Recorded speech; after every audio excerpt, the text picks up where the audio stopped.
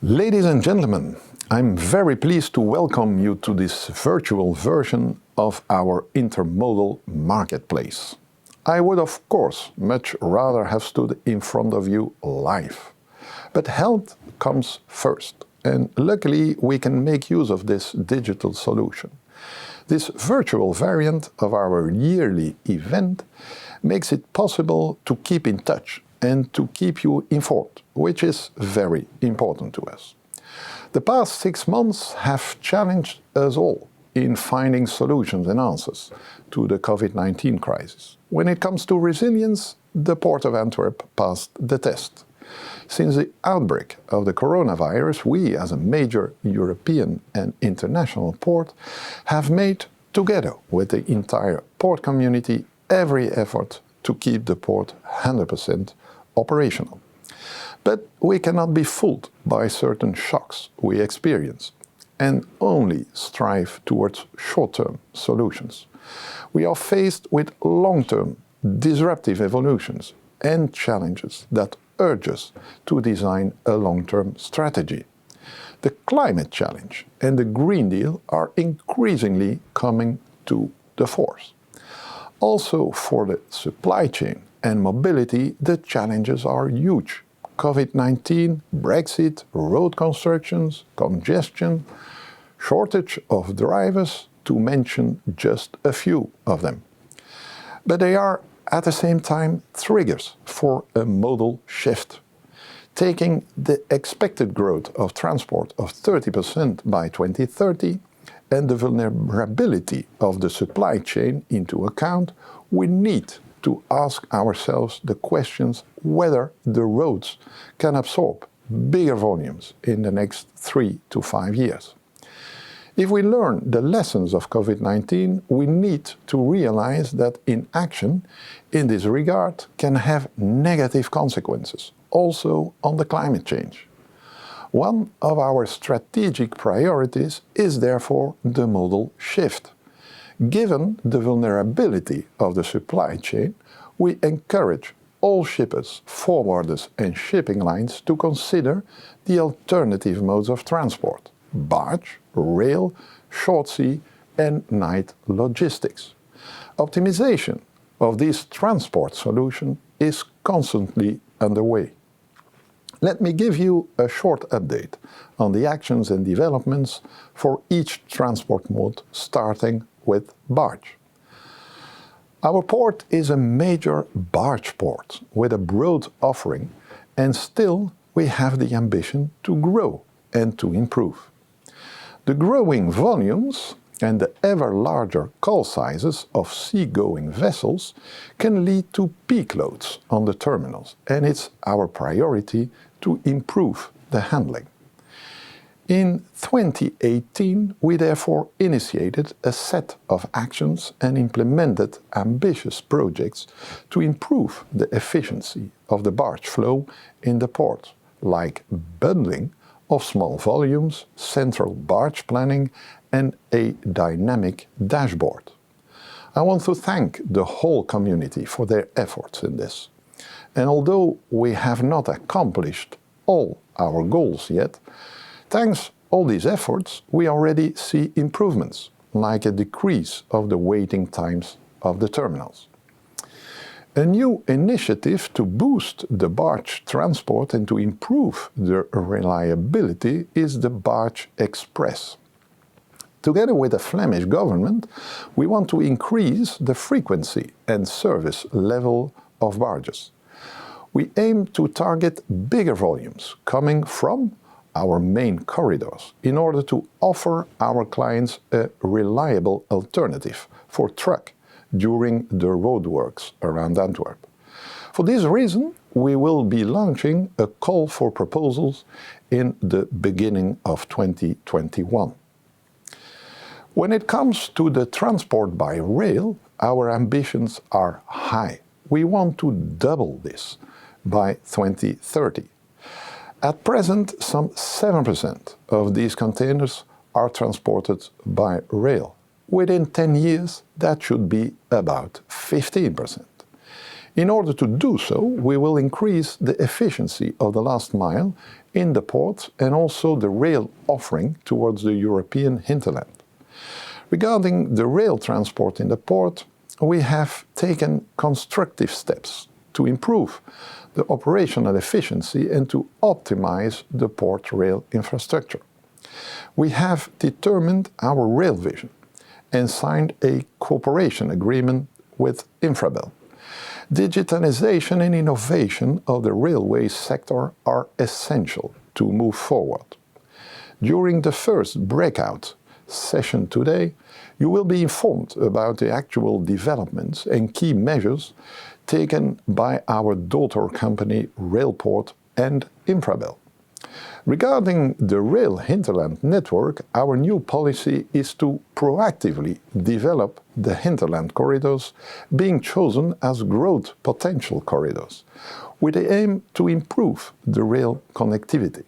It is our focus to develop daily rail connections to and from the Rhine region in Germany. In this regard, we are grateful for the new concrete actions taken by DB Cargo, implementing the short-haul shuttles to and from Neuss-Duisburg, and from there, connection to its broad rail network in Europe.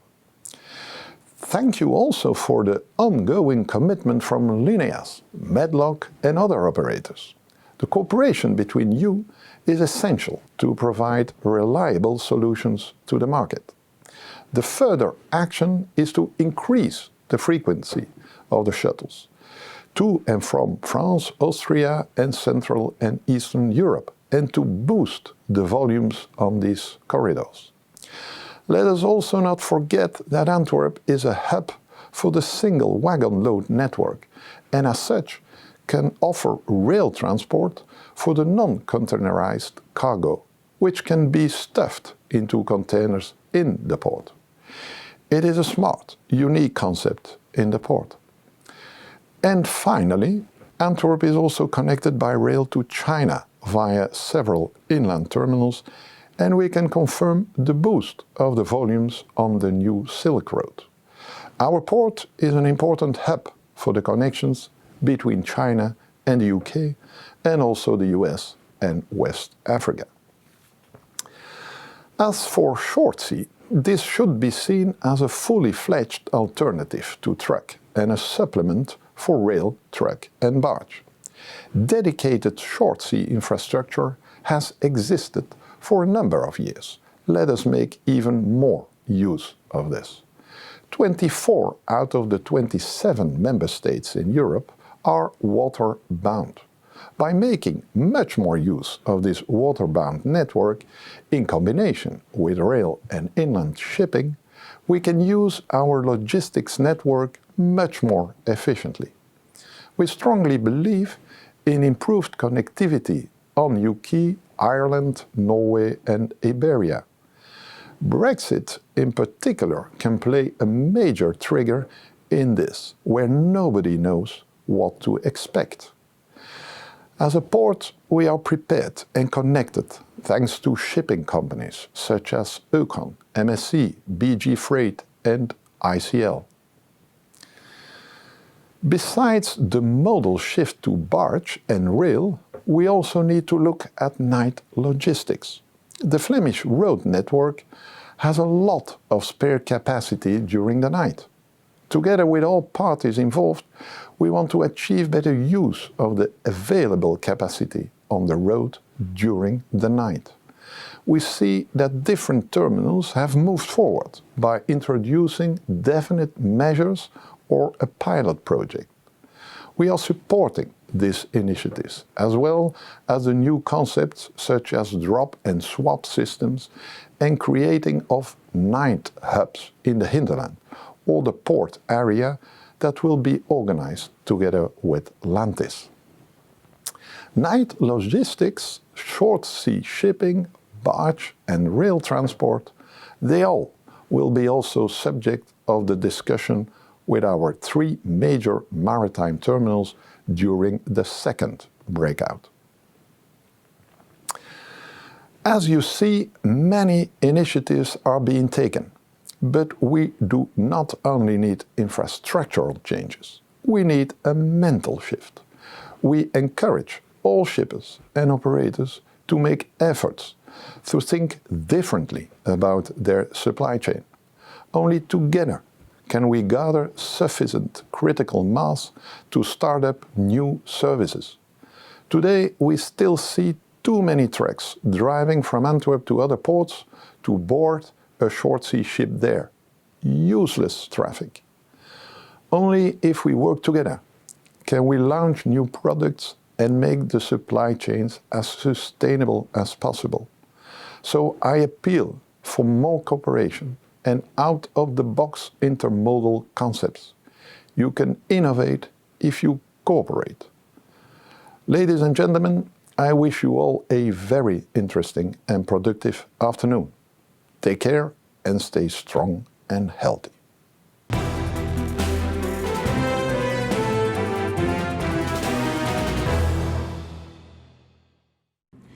Good afternoon, ladies and gentlemen. Also, I would like to welcome you to this online event. You just heard our CEO make an appeal in his keynote for more cooperation and out-of-the-box intermodal concepts. Well, you can just start right away in our marketplace. Just like a physical event, this virtual marketplace is the ideal marketplace to visit many stands. The exhibitors are barge, rail and Shortsea operators and also inland terminals who offer connections to and from the port of Antwerp. You can talk to them about their latest transport connections and discover the best fit for your supply chain. After my introduction, it's very easy to go straight away from this plenary room to the marketplace by going back to the lobby on the top left corner or by clicking on the Go To button at the top right corner of your screen. In this marketplace, you can navigate between more than 30 different stands. If you want to visit a stand, simply click on the different options offered by the stand. We have foreseen a good hour for you to chat with the exhibitors, download their brochures or visit their website. Also, at the Port of Antwerp stand, we have mobility experts at your disposal. And next to the marketplace, there's a networking lounge where you can scroll through the participants list. Perhaps you have already made an appointment with somebody beforehand. Then you will receive a reminder.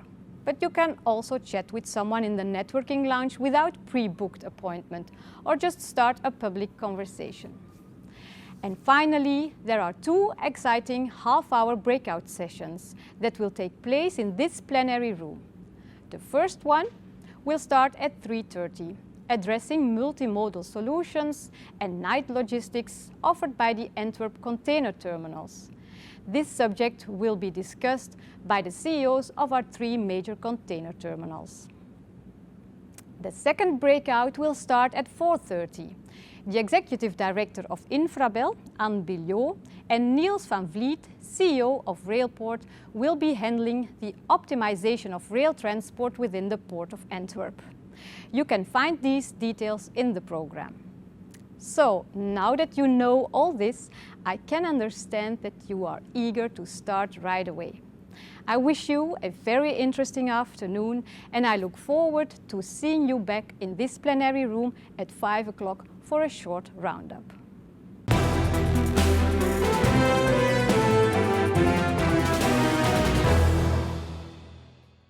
Good afternoon, ladies and gentlemen, and welcome to the breakout session on multimodal solutions. Before introducing my guest, I would maybe just like to start with some opening remarks. First of all, this setting is completely corona-proof. I think for all the guests, it was very important also that it was organized in that way. Further on, we have the possibility of asking questions. You can use the chat box in the system just to discuss some topics. But if you want to really ask a question to our guest, use please the Q&A box on the right side of your screen. Then furthermore, we will hopefully, if we have some time at the end of the session, be able to ask some questions to our guests. And maybe I think that's are the most important practical discussions. If your question hasn't been answered by the end of this half hour, we will of course send you an email with the required answers. So, gentlemen, I'm going to introduce you briefly. I've got on my right-hand side Harold Kunst, CEO of MPET. Hello, Harold. Thank you. Dirk van den Bos on my left-hand side, CEO of Antwerp Gateway, recently appointed, I think. Yep. And then Jan van Mosseveld, CEO of Antwerp PSA Belgium. I don't know, is it PSA Belgium or Antwerp, but welcome, dear guests, to a session on multimodality. And I think the idea today is just to focus on two major topics, because of course we can discuss rail, Shortsea and others, but we have chosen to discuss today barge and barge transport, and on the other hand, the night logistics. I think two topics which are really central in the discussions and the debates in the port community, and where a lot has to be said on. Before starting with my first question, I just want to mention that, as I mentioned, the barge and multimodality is key to the strategic priorities of the Port of Antwerp. I think it's very important not only to look at capacity on the water side, but also on the hinterland side. We have had the possibility the last couple of months and years also to really focus on barge transport, and maybe that's a good subject to start the debate with. We have had a lot of workshops, a lot of discussions, a lot of initiatives which have been taken on barging.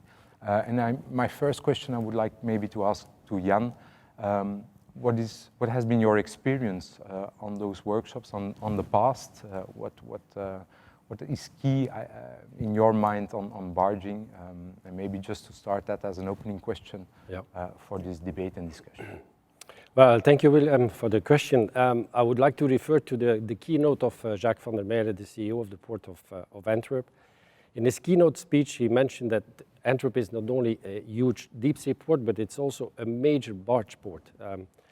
And it's of a paramount importance to deliver a good service to the barges, as well as we would like to grow the port, and as such would like to grow the barge traffic as well.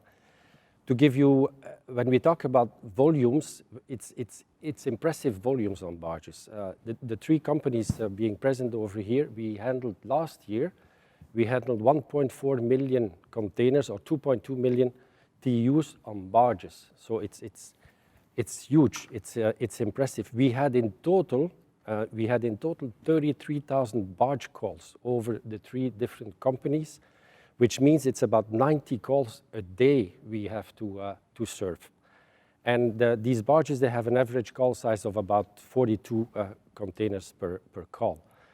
So with the vessels, deep-sea vessels becoming bigger and bigger, with the deep-sea vessels having bigger and bigger call sizes, combined with the above barge volumes, it leads sometimes to peak loads, and it's stretching our capabilities as well.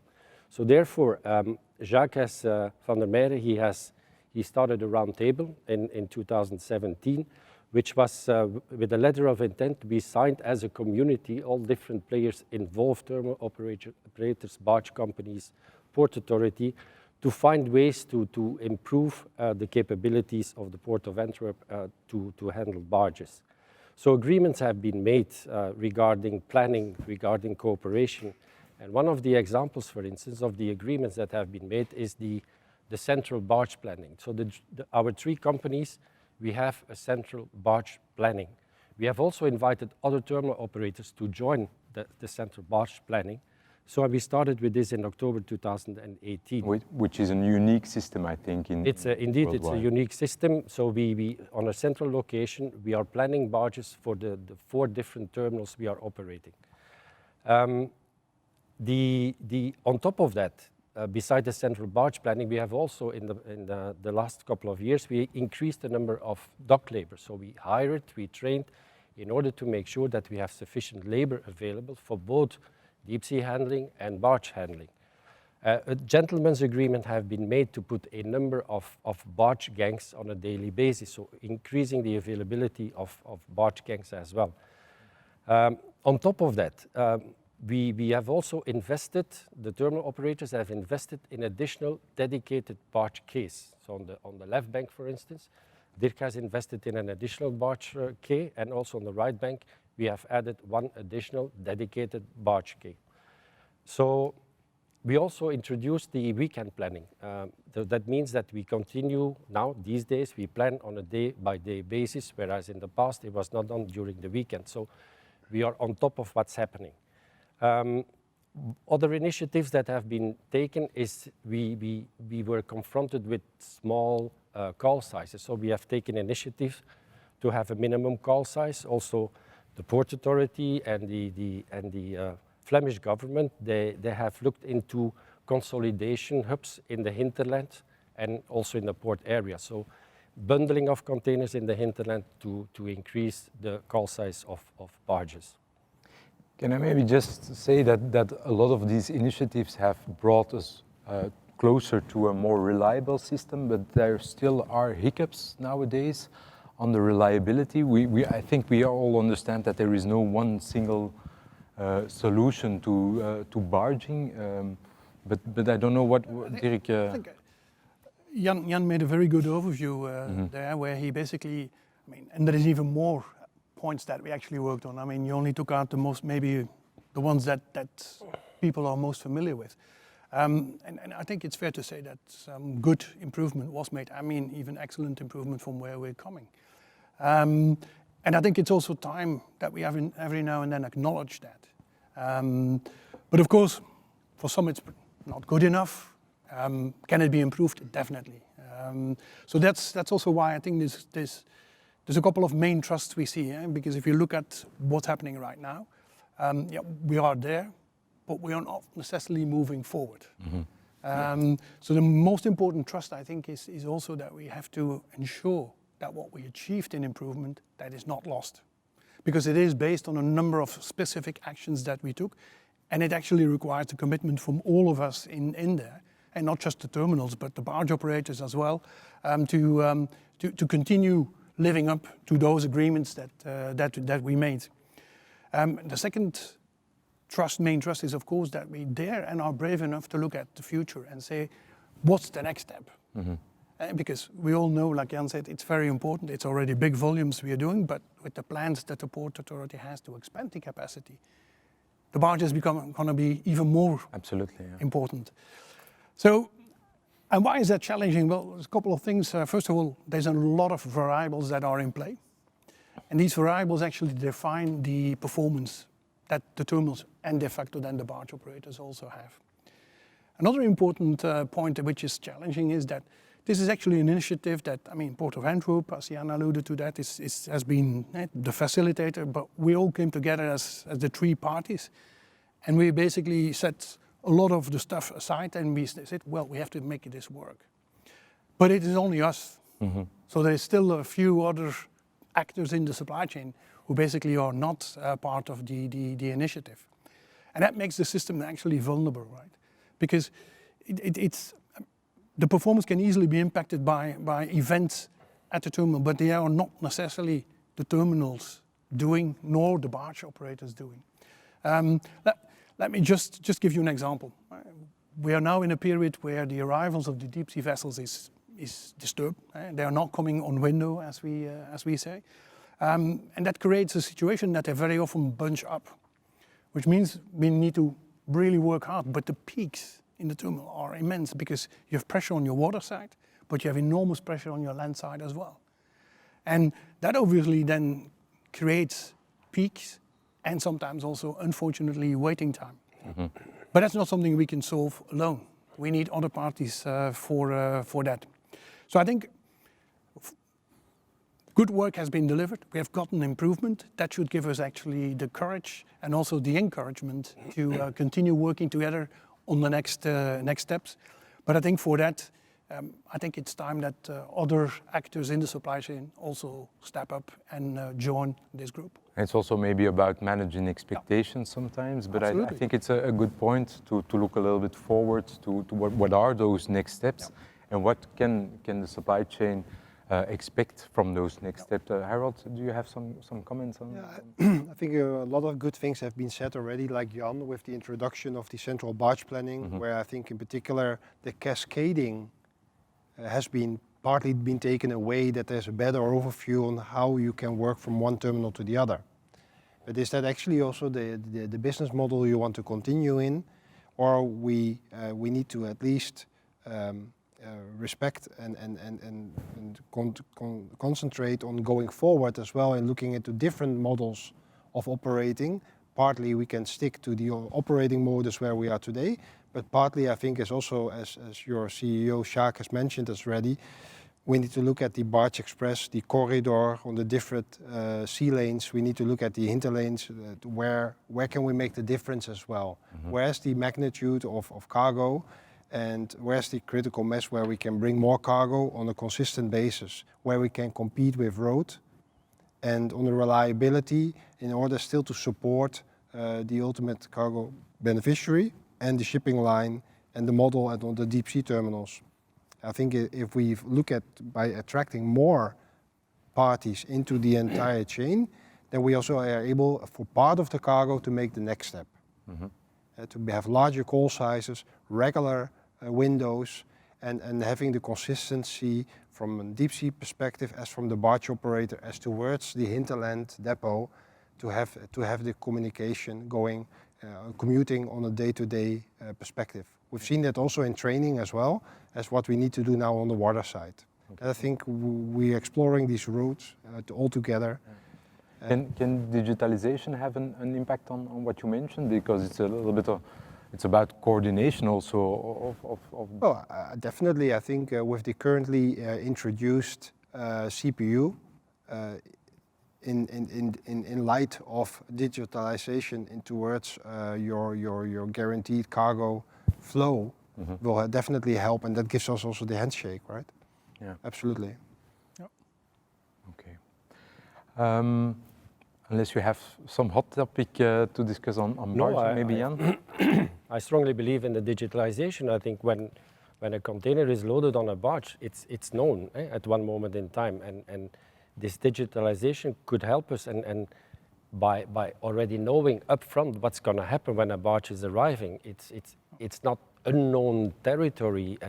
A shipper or a skipper in a barge, he knows exactly what is on his barge, and as from the moment we know, with modern digitalization, it gives you so many advantages. The same goes for import cargo, for instance. A lot of people already know how they're going to receive their containers. So by digitalizing, including CPU, it's going to give us quite some advantages. Is that also a way to involve those other actors you were mentioning? Sure, because I mean, if you want to get to the next step, as Harold alluded, you will basically, I mean, two things: visibility and planning. That is basically the two key milestones that actually are going to help. Transparency in the whole. Absolutely, Yeah. absolutely. Where you can look forward.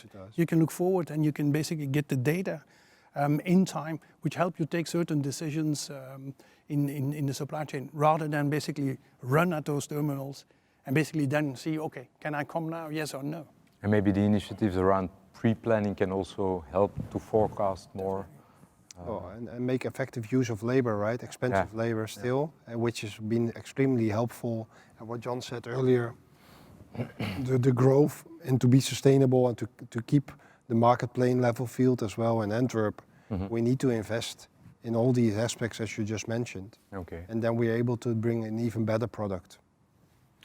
All right, gentlemen, I would like to, if it's okay, move on to the next topic, which is night logistics, and especially surrounding Antwerp. I think it's a little bit what you mentioned, and trying to shave off the peaks. What we see is that the road transport is concentrated during daylight and especially rush hour. Night logistics could add some capacity, some room to also for growth in handling of cargoes. And maybe I just want to take back a little bit the questions we had on barging, and maybe just first look back again to the past. And Jan, Maybe from your terminal's perspective on night logistics, just first input on Well, the topic? we as PSA Antwerp, we were a little bit hesitant regarding night opening, night opening of the terminals, whereas Empet and DP World, they strongly believed in it already in 2017 when they opened up their gates during night shift. We joined them in the course of this year, so in the beginning of this year there is also the night opening at the terminals of PSA Antwerp. What we see, it's a little bit different left bank compared to the right bank. The volumes are stronger on the left bank compared to the right bank because it's really limited. Now, does it go hand in hand with the COVID-19? Most probably. COVID-19 roads are not as congested. There are traffic jams far less. So that's something. It's a temporary. But I know it's a temporary. It's a temporary issue. So we continue to believe in the night opening, and we will continue to open up at night. And I guess the roadworks, which they will come. And one day we will have the roadworks in Antwerp. And then, in my opinion, trucking companies, they should not only use the night opening to move containers from the left to the right bank to reposition, but they really should go full steam ahead and enjoy and use the night opening of the three terminal operators over here. So we can say that you really believe in the system? Yeah, sure. I think if you look today at what's happening, we see a lot of peaks in trucks coming in. Yeah? We have peaks from 6 o'clock in the morning till 8, 9 o'clock, and then you have another peak at 11 to 4 o'clock, more or less. And we should try to spread it out over the 24 hours, basically. So the capabilities are there, and we should start using that. Yeah. Dick, maybe you wanted to comment? Or, No, that's fine. Yeah. No, maybe also the question there is, if you look at the current situation, I think a lot has been implemented already also on night logistics, but maybe there are some issues to tackle as well in the coming weeks and months. How do you look at it? From where we sit, I think Jan alluded to that already, is to optimizing your capacity of the 24 hours. Mm-hmm. We are in a 24-hour logistics supply chain economy. Things are not stopping anymore. Mm-hmm. The new consumer wants basically its product as soon as possible and it's time bound. I mean, I want it now, not 3 days from now. So it is, to me, almost ununderstandable that you are only using a part of the day and basically not the night for your logistics. For us in the terminal, I mean, because we always talk about capacity and we all have created quite a lot of capacity to handle trucks. But you have two main peaks, one from 6 to 8 and another one basically from 11 to 1700. That's 8 hours of 24, where actually it is peak time. And everybody wants to come. Also in the rest of the network on the road. So everyone wants to come, but that is during that period. The rest then it tapers off, and then basically we have capacity a go-go to say where we can take all trucks in. But what we understand also when we bring this up and have the discussion with the community is that it's also again in the supply chain that other actors are not playing part or not stepping up. So I can understand that for a trucker, or a trucking company, yeah, you can come and pick up at night, but if you have nowhere to go, then that of course is a problem. So I think we need also here to broaden the action field and bring more people and more actors from the supply chain into the discussion room, but also to help build the solutions that we need. Because that's always a challenge, how to involve all those actors, even without outside of the reach of the port communities, to say so. But it starts with accepting that actually you're not going to make it alone. Yeah. And it is not an issue of passing on the bucket to somebody else, right? Mm-hmm. That is not going to bring the solution. The solution is really put the issues on the table, look at it, and how can we as a community, a logistics community, solve these issues? And Harold, maybe looking a little bit forward to the future, because I think a lot has been implemented also on MPET side. I don't know what, maybe we can ask the question to everybody. What is the result? How you feel about the result? And what are the next steps that should be taken also on night logistics? I hear from Dirk that is also looking outside of the port, but... I think that there's not a one-size-fits-all solution, mm-hmm. right? And I think here we need to have a different model for every customer as such. We need to understand that who wants to, or who has been organized, as a few trucking companies in the Antwerp society are organized to dray at night. And I think they dray in quite a large amount of containers within the night shifts towards the different bonded areas. Whereas you have maybe smaller or consumers, customers who don't need to have the container being drayed at night. So I think you need to have the push and Dependent pull. on, Yes, on what's the business requirement in order to make it work. Of course, at night it's more expensive, but at the end, if you do twice or 3 times as much containers, the price per dray will go down as well, right? I think if we look at the Northwest Continent ports around us between Le Havre and Hamburg, we see it's been demonstrated as such that once you incentivize the different modalities or the different time frames, we're able to do more within the same community. And I think that is the way to look at as well. Yeah. Also in the context of future plans, I suppose it's, if you look at the expanding container sector in the port, I suppose that night logistics will be key in the coming years. Yeah, for sure. As I mentioned, we do believe, all three of us, we do believe in night logistics and night opening. But as already mentioned around this table, a container has to go somewhere. Yeah? And as long as these destinations or origins where they're coming from only work in a day shift, then it's still an issue. So I think we have to go beyond the borders of the Port of Antwerp and make sure that warehouses and industries, they are opening up as well, maybe in first and second shift to start with it, so that the night logistics or the night openings in the terminals becomes more effective also for them. Yeah, because I believe that's a hot topic, how to involve the whole supply chain also outside of the, do you have some? But it can work, right? Because if you look again at the figures at our terminal, and I'm sure it's the same for my colleagues here, if you look at those statistics, you can actually see that the moments that your time slots start really filling up and it becomes hard to get, automatically cargo flows over through the night. And people start picking up more in the night than they used to. So it is possible, but somebody then in that supply chain makes that decision that it is okay to pick up at night. So I absolutely believe that by broadening it and bringing in the other actors, that we can find that solution, and we will have to. And what kind of initiatives can we take to start up that dialogue also outside of the port? Because I think within the port community you have that kind of community sense. I believe we also have constructive dialogues between different parties. Maybe that's also a role for the port authority, maybe. in view of your of the expansion program in the container area. Because I mean, how many trucks do you really want to have at the same time in the port, right? I mean, there's also capacity is finite at a given point in time, right? Yeah. So I think there is also societal pressure on lowering the volumes of cargo through roads transport. But I think as well that the Barge project, we are discussing amongst us about having the Barge Express being installed. I think that also should take part of the congestion on the road away. Once you have a reliable product and you're able to compete with barging against trucking.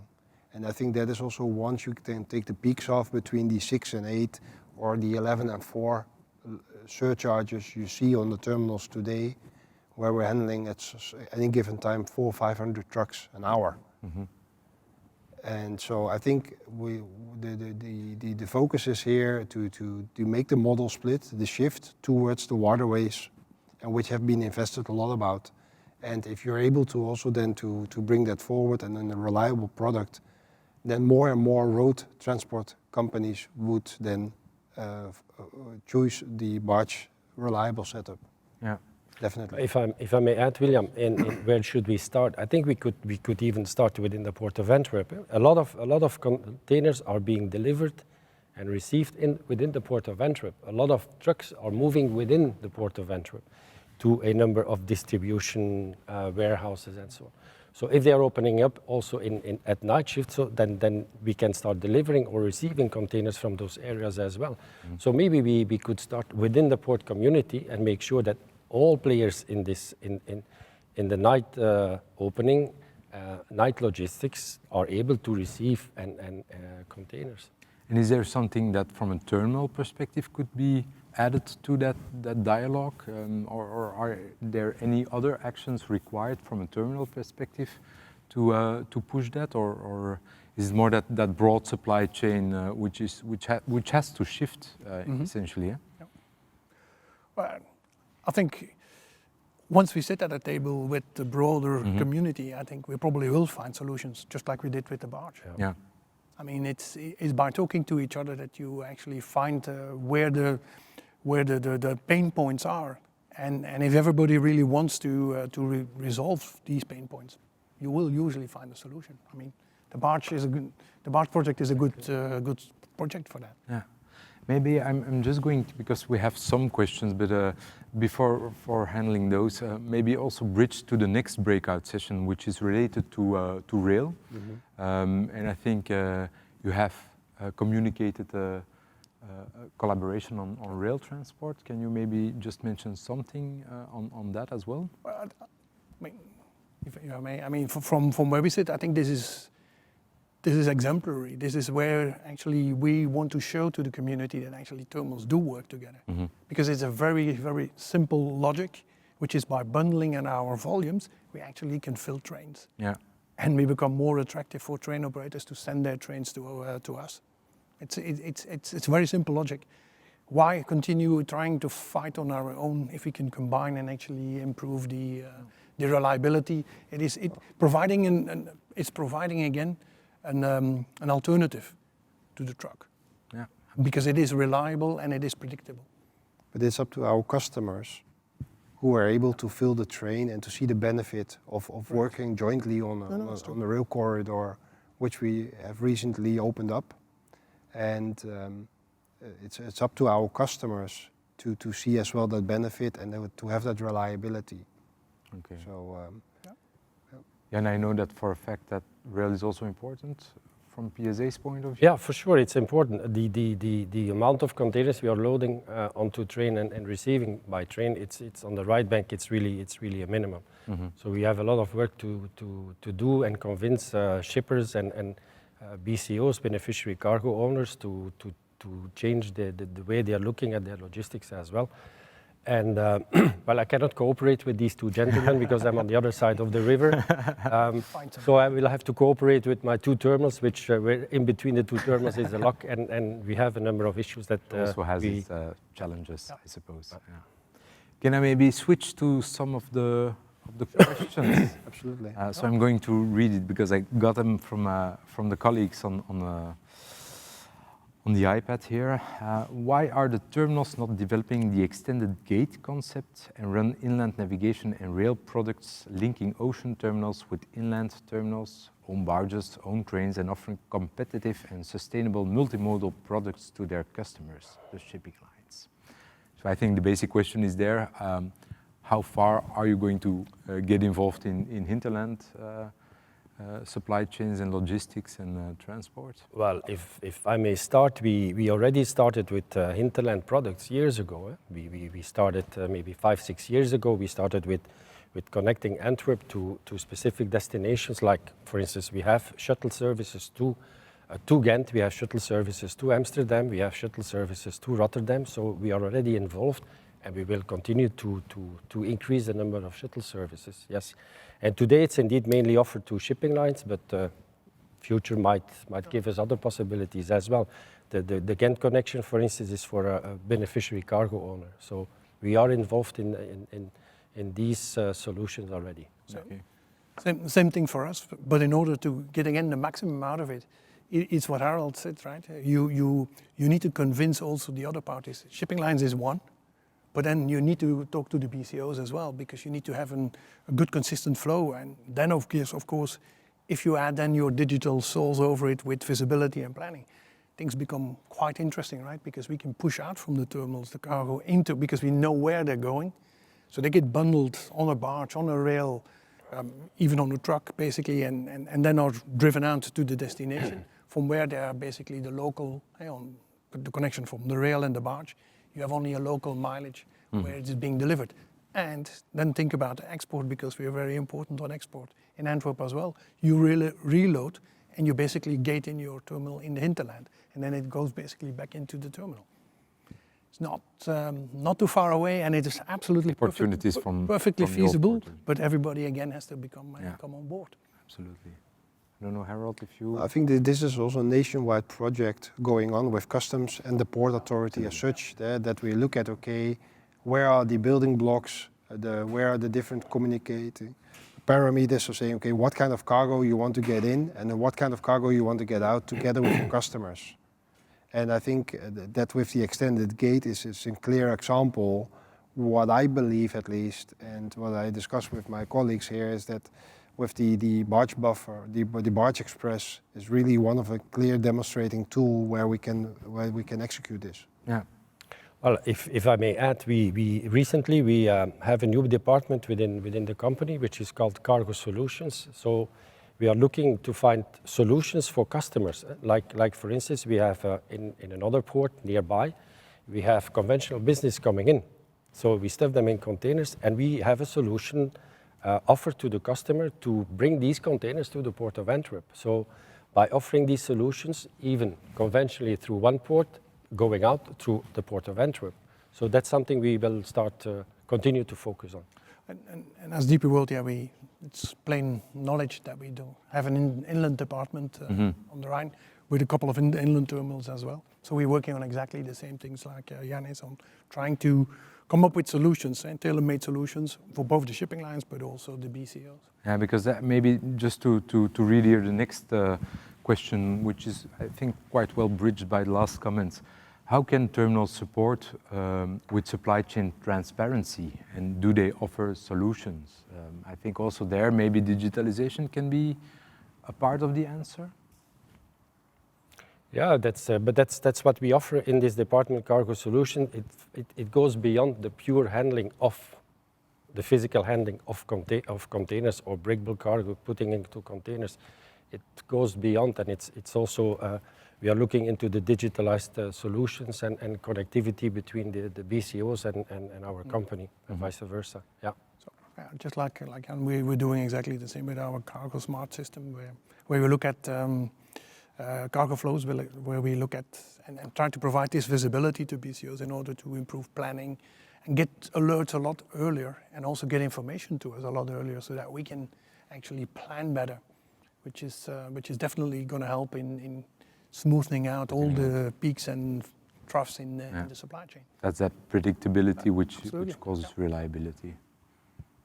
Well, I think in particular the roadmap which is currently being established with CPU, etc., will give us a big hindsight to everyone to get a much better predictive model up front already. Yeah. And that will give so much more clarity on, okay, what can we do? Because I think today is more that we're looking at it as, okay, when is it there, but then we can what, and that we get much more into the extended gates and to get the cargo out much quicker. And then you get much more turnaround as well, a quicker turnaround for everyone, so there's clearly a win-win. Okay. Maybe a last question, but I think it's also a question towards the Port Authority. Does APA promote night deliveries collection by truck actively at the shippers market? Maybe just as an introduction, I think we from Port Authority, we really believe that night logistics can add as a solution to the mobility issues. And so also towards shippers in the relevant markets, I think we will actively promote that. We have done that, as we have done that with barges and also try to do so with rails. So that's something which is really on the agenda, but I don't know, you as well, I suppose, promote actively to the shippers market those night deliveries, I suppose, and that's part of the commercial actions which are relevant. It's part of the value proposition. Yeah. Yeah, indeed. I mean, that's what we have. That's what I mentioned in previous remarks. All right, sure. Gentlemen, I think our time is up. I don't know if somebody has a last remark or something which they have to mention. Otherwise, I would like to close this discussion. Thank you very much for your attendance, even in these circumstances. With pleasure. Thank you very much. Thank you for your input. And to the listeners, I think if your question hasn't been answered yet, again, you will receive an email shortly to follow up on your questions. Thank you very much. Thank you. Thank you.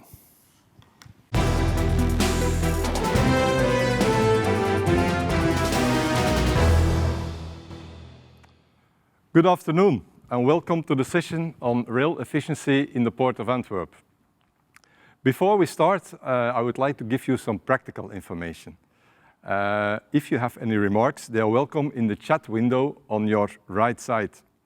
And if you have questions, you can use the Q&A box also on the right. Colleagues who are sitting here behind the scenes will answer your questions where possible. And these answers will appear in the chat box. If we have time, we can address some of your questions during this breakout session. And for questions that are not dealt with today, you will receive an answer via email afterwards. So I would like to welcome our two guests here, Niels van Vliet, who was able to attend here live in the studio, and Anne Belliot, who was not able to attend live in the studio, but she's here via Zoom. Welcome to both of you. Thank you. Hello. Hello, Anne.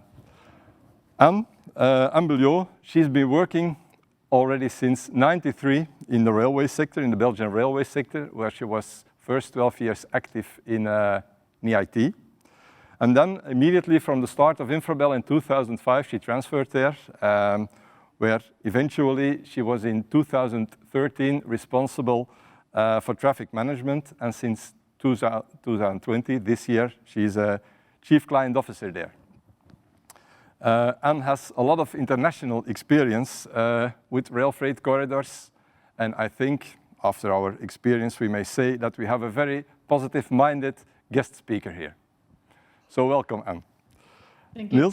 Niels van Vliet, our other speaker, is already 16 years active in the railway sector. And I think we may call him a child of the liberalization. He started at Dillon and Lejeune Cargo, the first private-owned railway company in Belgium, of which he was 3 years COO, managing director. And since the last 2 years, Niels is CEO of Railport. Also, from Niels, we may say that he is a very passionate promoter of rail traffic. So welcome to both of you. I think this will be a very, very interesting debate between Railport and Infrabel. But before we start into the discussion, I would like to ask our guests here to introduce your specific organization. Niels, if we can start. What, in fact, Railport, the name of Railport, it's not familiar to everyone. Why has Railport been founded, and what exactly is the scope of Railport?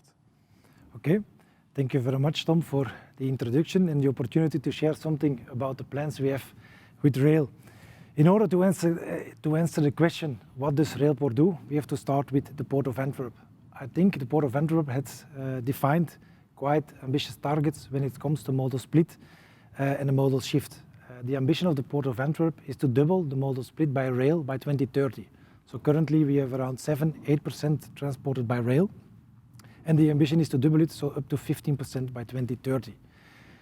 This modal split is extremely important to support the Port of Antwerp in their sustainability goals, to support the growth of the Port of Antwerp, and also to reduce the traffic jam we all know on the Antwerp ring. So one of the actions the Port of Antwerp took was the founding of Railport. Railport is a small daughter company of the Port of Antwerp with as well participations of MLSO, Maatschappij Linkerschelde-Oever, Essentia, the Federation of the Chemical Companies, and Alpha Port FOCA, the Federation of the Industries within the Port of Antwerp. And I think already this setup demonstrates how we would like to achieve our goals, namely together. It's not a story of the Port of Antwerp alone. No, we would like to do it together. So the target of Railport is quite clear. Reaching it is a little bit harder. We would like to double the modal split by rail.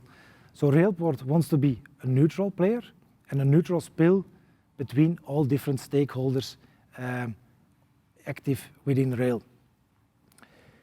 Probably important to say, as the Port of Antwerp is the owner of the land within the port area, but we are not the owner of the railway infrastructure within the port.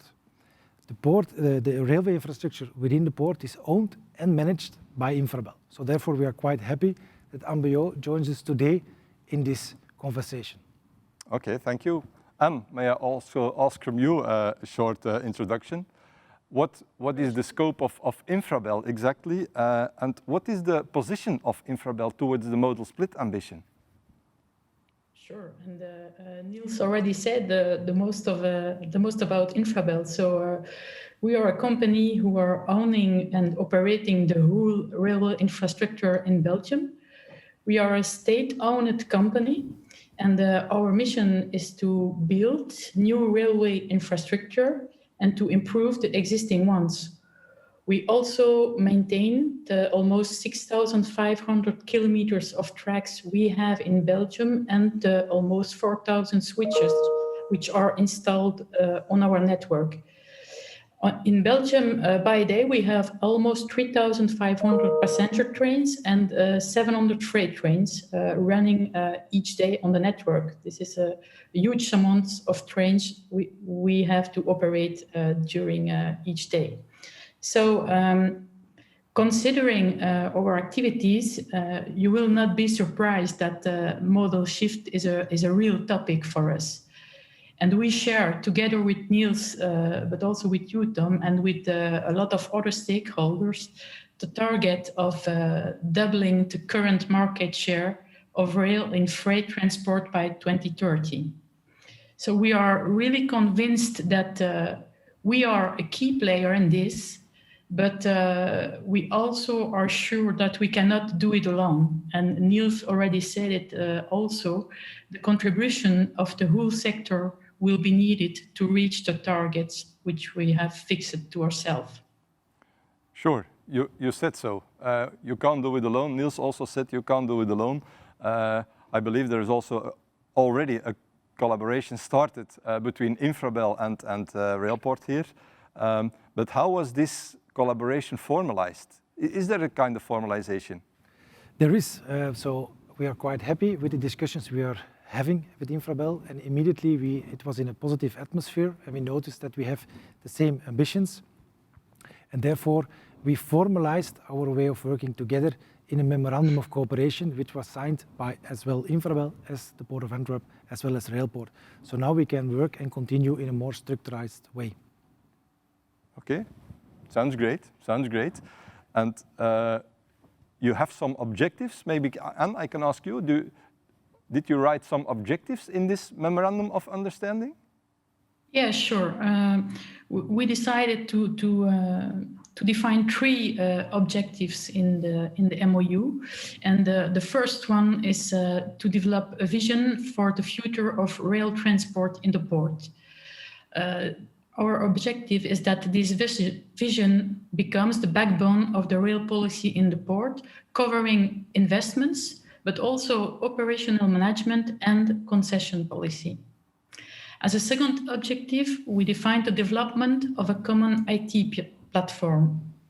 For us, this is really a key to offer greater transparency in the logistic chain and to support all of us in the management of rail transport. You know, it's really important not only for an infrastructure manager as Infrabel, but also for everyone to know when a train is going to leave, where a train is physically on the network at a certain moment, and when the train will arrive at destination. If we do not know that, we do not know anything and we cannot organize our activities. So it's of essential importance for all of us to have a good knowledge of where each train is situated on the network. And this common IT platform will effectively help us in this. And then the last objective that we have defined is to think about the possibility to design a separate entity for the management of rail in the port. You know, port is really a specific ecosystem which has very specific needs. So we think it's maybe needed to think about how we can organize it on another way, and if it is needed, maybe create another entity to manage all the activities of rail into the port. Great, great. This sounds very great. But this memorandum of understanding, we always like collaboration. There is a memorandum of understanding side, but Niels, how would you subscribe the importance of this memorandum? Is this just a piece of paper, or? I think it's quite important. It's really a first step. Okay, we have a long journey to go, but 1,000 kilometers always start with the first step. And I think it demonstrates the well-willing of the different companies to work together. And I think in the past there has been too long a Chinese wall between Infrabel and the Port of Antwerp. But to use the buzzword once again, it's only together. Together, the Port of Antwerp, together with Infrabel, in a structured way of working, we can reach it. And I think this MOU demonstrates really the well-willing of all parties. Okay, I understand, but you want to go to some results, I believe. Can you give maybe some more explanation about the results you want to reach with this memorandum of understanding, and what kind of concrete projects are you working on there? It's of course, the railway environment is of course a very complex environment. For those who do not know, you're always welcome to get more details.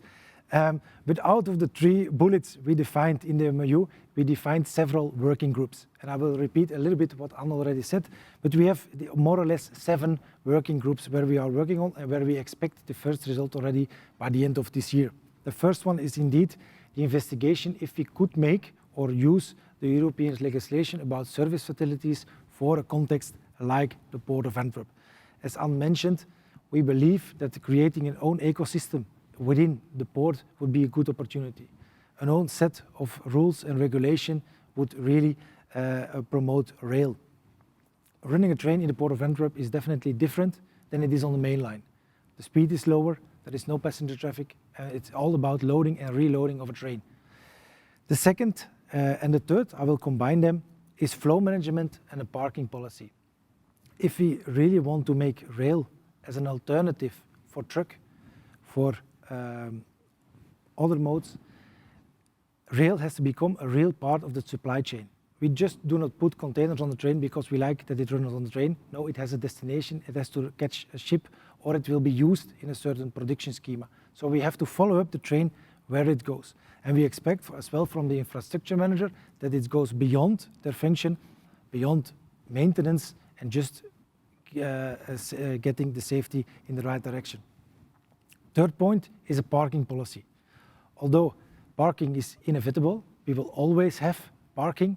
We would like that the trains are parked there where we want that the train parks, that they do not disturb the other traffics.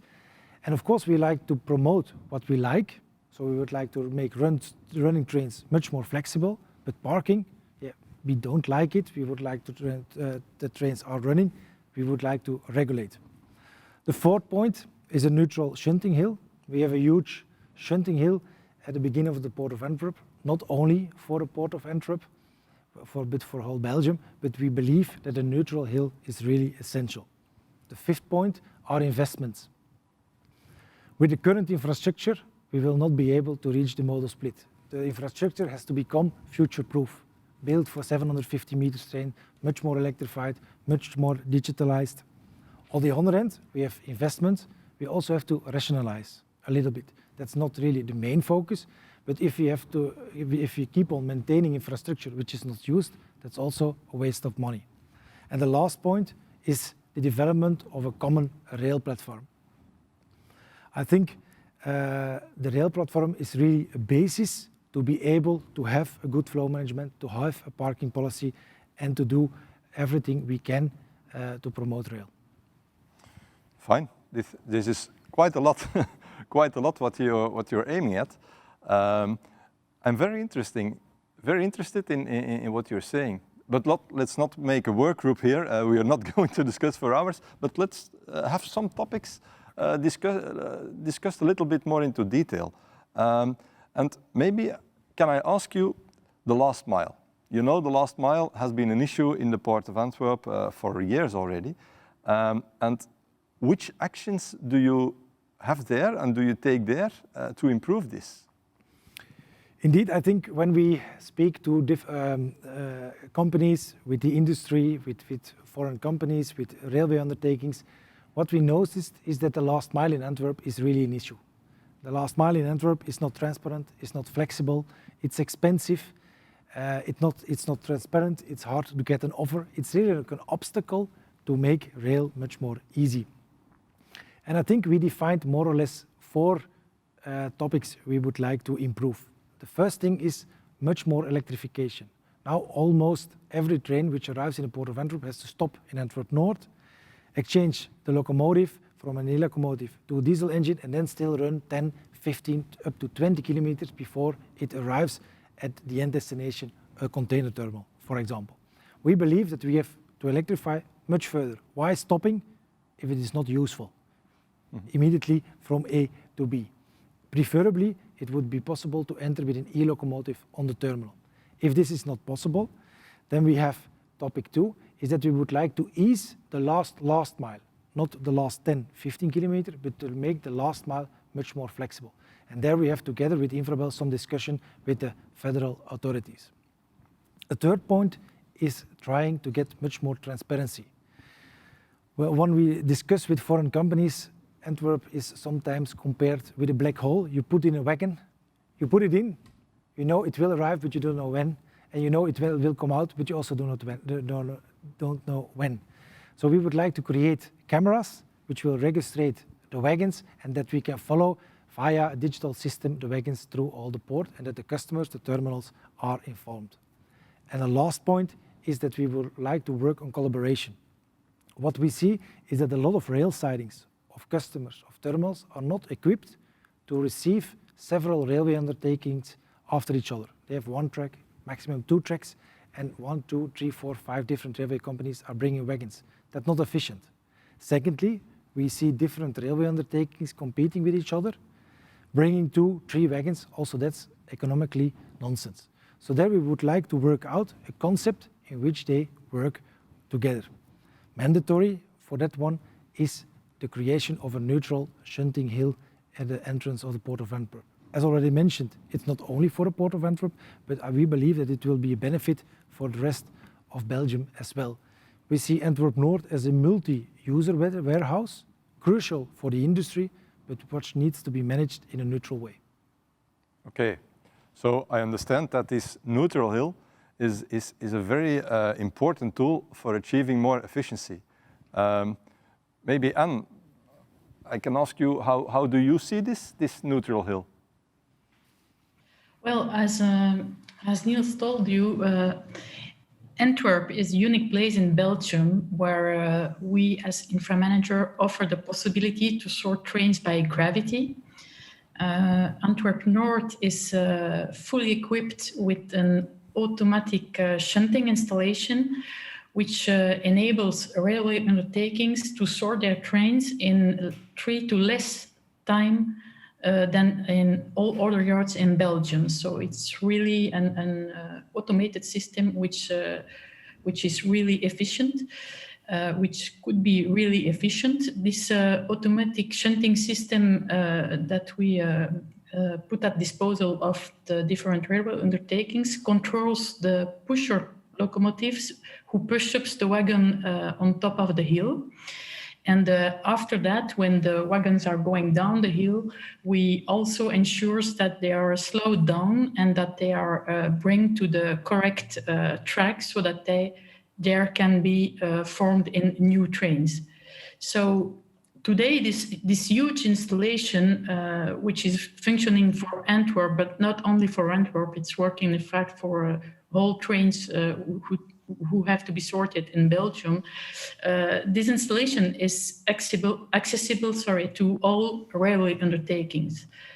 Today, there is just one railway undertaking who is operating the hill in Antwerp, and this is mainly because the operating of the hill also requires investments but on the way of the railway undertakings. Moreover, we have here an installation in Antwerp which has a capacity of almost 2,000 wagons sorted by day. And we only sort 700 to 800 wagons each day in Antwerp today. So we have an installation which is currently underutilized. So considering these two things, so the fact that there are huge investments which are needed in the head of the railway undertakings to use it, and also the fact that we not use the hill at the maximum of its possibilities today, we asked ourselves how we could improve the situation. And in the frame of the MOU that we signed with the port and with the port rail, we realized a study on different operational models we could apply on the hill. On the one hand, we have the multi-party model, which is the model which is functioning today. It says that everyone can come and push some wagons up to the hill and use the installation which are there. And on the other hand, we have the possibility to work with only one neutral party. That means that there is one party who is pushing up all the wagons and organizing every movement of the wagons on the whole side of Antwerp-North. So we made a full analysis of that, and so far we could see today it's the second option, the single neutral player, which would be the most efficient way of working. The big advantage of working like that with one neutral party is that you can offer shunting services on a really transparent and neutral way. So you can really improve the way you are sorting and organizing your different trains. So what we want to do now in the coming weeks, that is sharing our findings with the sector and discuss with the different parties to see if they can share our thoughts about that and our vision about the perspective of one neutral player on the hill. Okay, thank you. Very interesting evolution. And maybe another question for you. A topic which has already been risen is investing in the right assets. How do you see that for the coming years? Yeah. Before talking about the future, maybe say some words about the past. And it's important to me to tell you that because Infrabel is not in a really easy situation for the moment. In the last 15 years, there was a sharp decrease in the financial subsidies that we get from the state. And we had a budget cut of more than 20%, which was realized. So when something happens in the company, the first thing that you do is to compensate with improvements in productivity. And we also done that within Infrabel. To give you an example, we brought back the number of signaling gaps that we have on the network from more than 300 in the beginning of Infrabel in 2004, we had 368 signaling gaps on the network. Today, as we are talking, we just have 30 gaps which are functioning and operating all the trains which are running in Belgium. And our intention is to go to 10 cabins, in 2024. So as you can hear it, we have done a lot of improvements on our way of working to reduce our costs. Nevertheless, we have now come to a point on which we cannot pursue with the level of budget to maintain the totality of the network that we have to maintain today.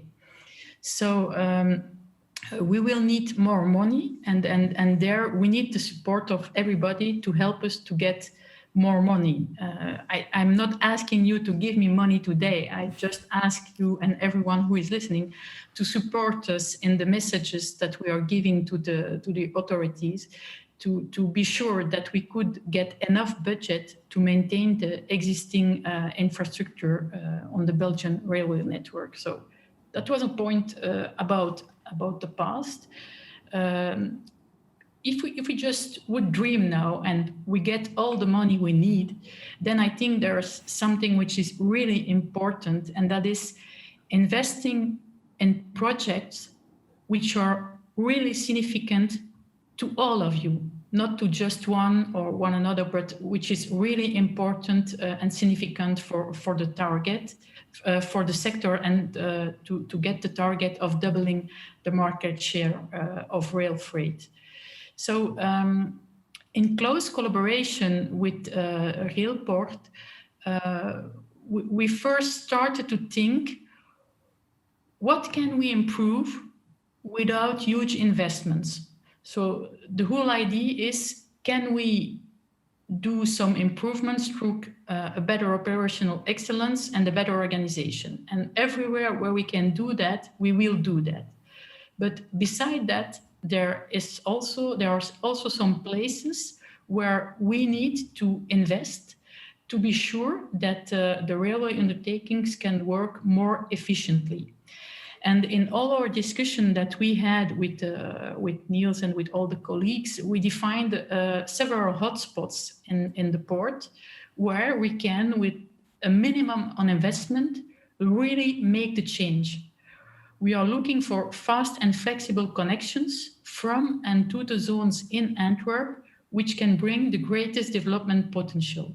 And that's really what we are doing now. We have defined 6 or 7 different places where we can invest some money. And Niels has already said it. What do we want to do with that money? Electrification, automation of signalization, extension of some parking capacity. So we have several projects in mind, and we also have an idea of how much it could cost. And our intention in the coming weeks is to discuss that with the sector, because there's something which is really important that that Niels has told, that is that getting the target of doubling the market share, we will not do it just Niels and me, even if we are working really hard, both really hard, and we do so each day. We will not do it only just with or twice. So we need to work with everyone. So we have defined some investments we think could help. And what we want to do now is to discuss it with the sector to see if everyone can agree on what we have defined. Okay.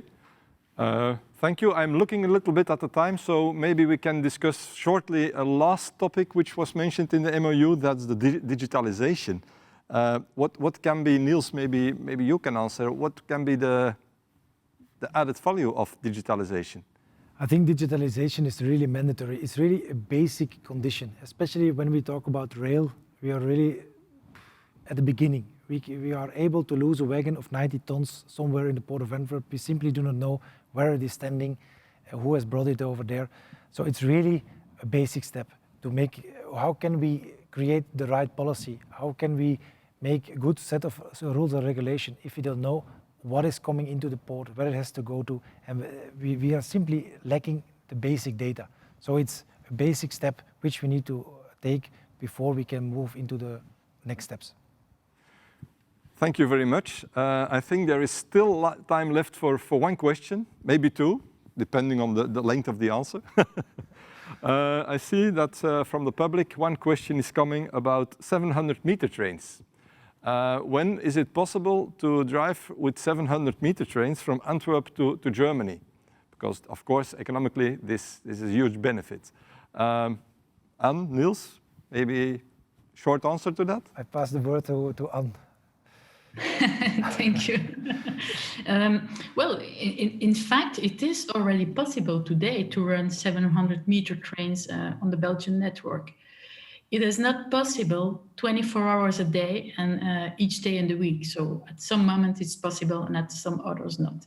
So I understand that there is a question to have that whole day long. So to do so, we need to invest in side tracks on which we can park some trains when we have problems on the network. So we are working on that.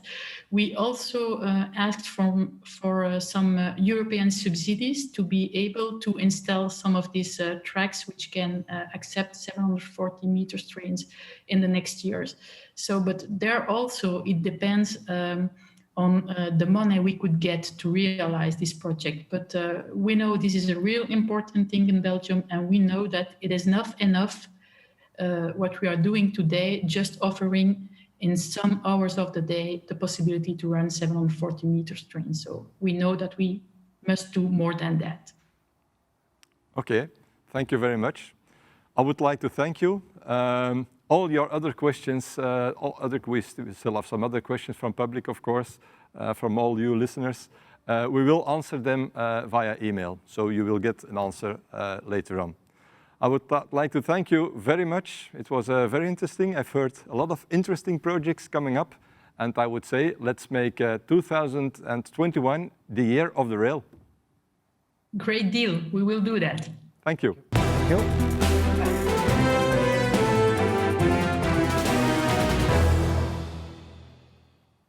Welcome back, ladies and gentlemen. We are almost at the end of this event. Did you miss one of our breakout sessions because you couldn't stop networking? No worries. We will soon send you an email with the recordings of the 2 breakout sessions. If you would like to network even longer, please feel free to continue until 7 p.m. Even after today, our virtual doors are not closed. On the platform, you can still download brochures and other publications until the end of this month. We hope that the event has inspired you to use more barge, rail or short sea shipping in your supply chain to and from the port of Antwerp. I wish you a very pleasant evening. Keep safe and take good care of yourself.